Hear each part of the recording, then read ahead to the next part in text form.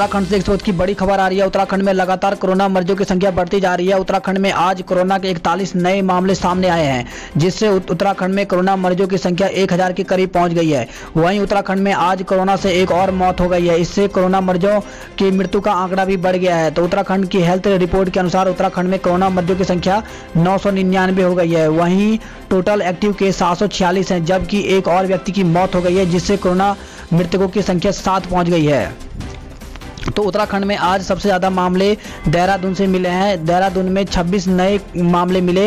वहीं टिहरी में 11 मरीजों में कोरोना की पुष्टि हुई, जबकि चमोली में 3 नए मरीज मिले हैं।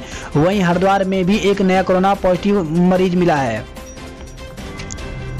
इसी साथ स्वास्थ्य विभाग के आंकड़ों के मुताबिक राज्य में हरिद्वार और टिहरी में बड़ी संख्या में सैंपल्स की रिपोर्ट अभी आनी बाकी है।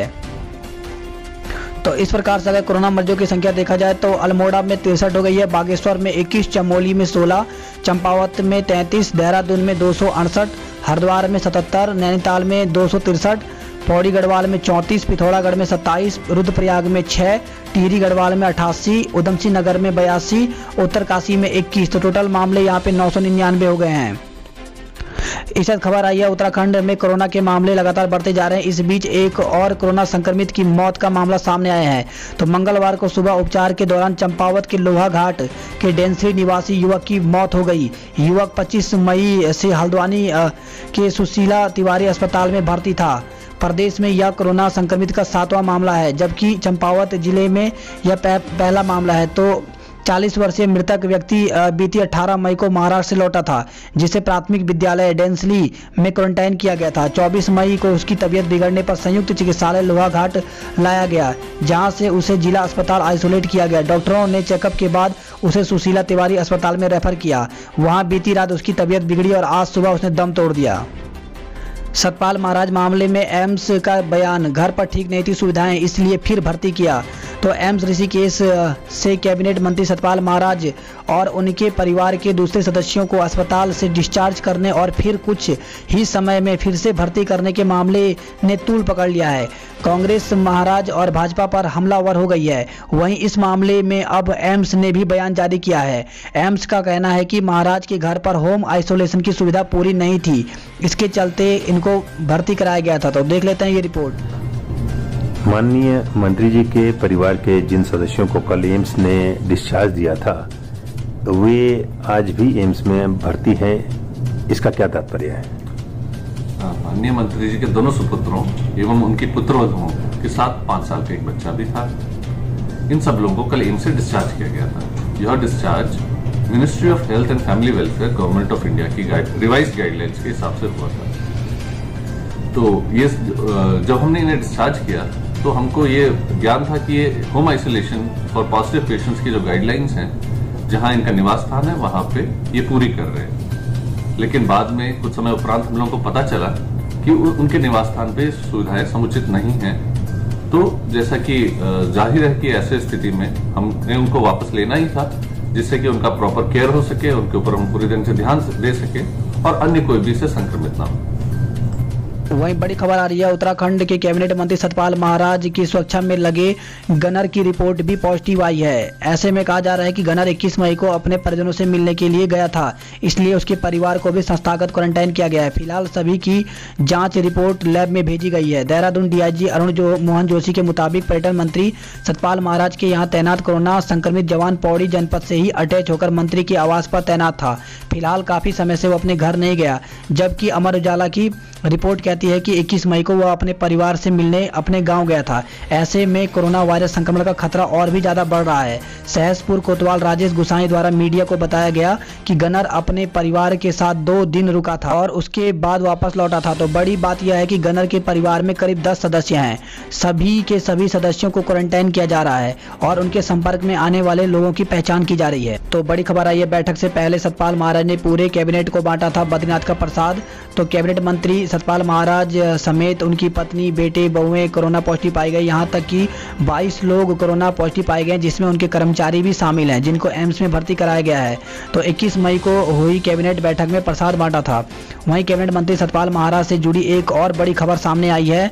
खबर है कि कैबिनेट बैठक में से पहले सतपाल महाराज ने मुख्यमंत्री और सहयोगी मंत्रियों को प्रसाद बांटा था।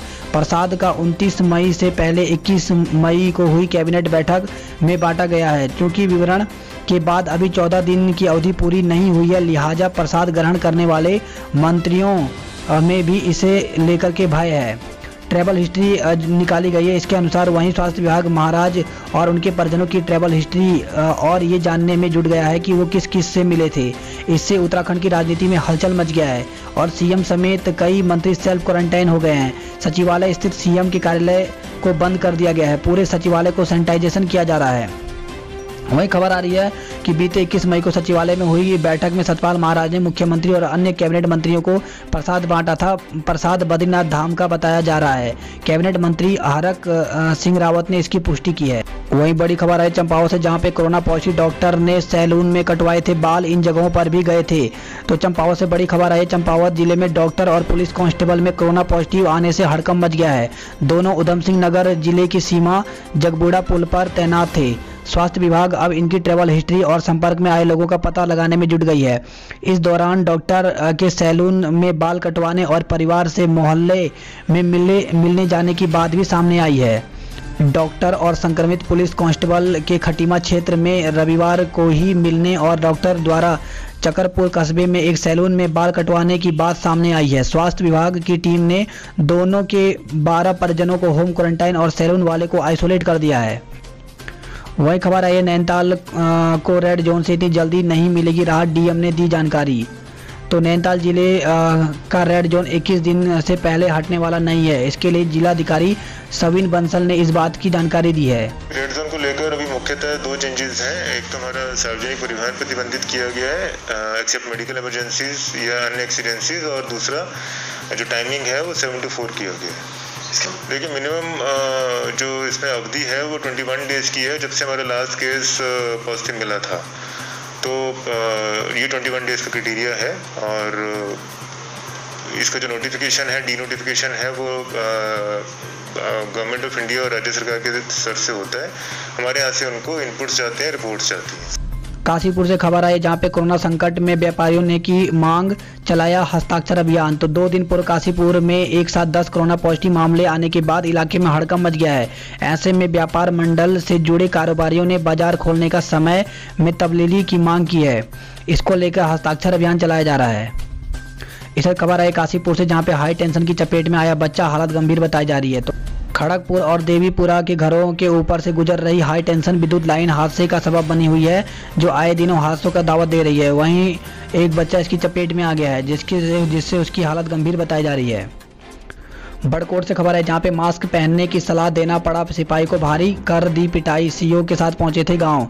तो बड़कोट से खबर है, जहां पे एक और हमारे कोरोना योद्धा लोगों को बचाने के लिए कोरोना जैसे महामारी से दिन रात सड़कों पर तैनात हैं।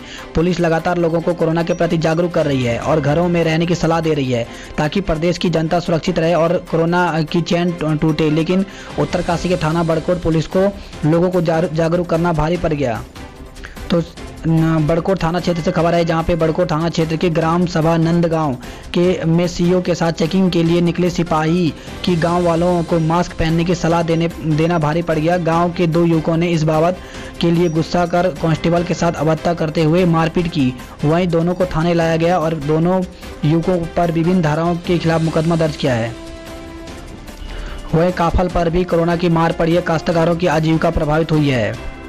और इस खबर आई है सोमेश्वर से, जहां पर सोमवार को स्कूल बस की टक्कर मारने के बाद खेत में कार गिर गई, जिसमें चालक सहित 2 लोग घायल हो गए हैं।